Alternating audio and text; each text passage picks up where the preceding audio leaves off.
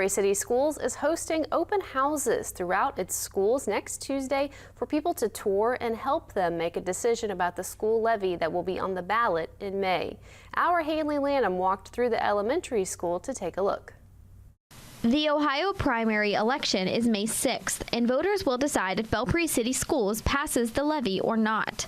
This levy is specific to building a new school to hold K through 12. The taxpayer would pay for the 6-12 portion of the building, which is phase 1, and then Ohio will actually send $22 million towards the building project, which would pay for the elementary school pre-K-5 portion, about $22 million, which would come after the initial phase is completed. The oldest building has been standing since 1928, causing $10 million in immediate repairs and $50 million in total repairs throughout all the schools. We've had these buildings in service for many, many years.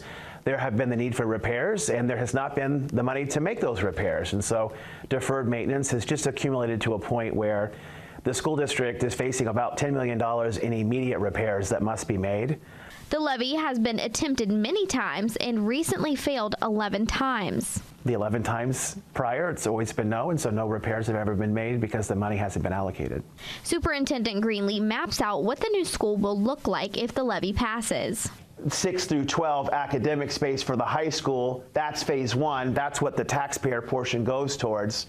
And then, if you can believe it, that represents the square footage for the pre-K-5 portion of the building, which would hook on when the phase 2 dollars come. So Tuesday, April 22nd, Belpre City Schools will be hosting an open house for taxpayers to come in and make the call themselves.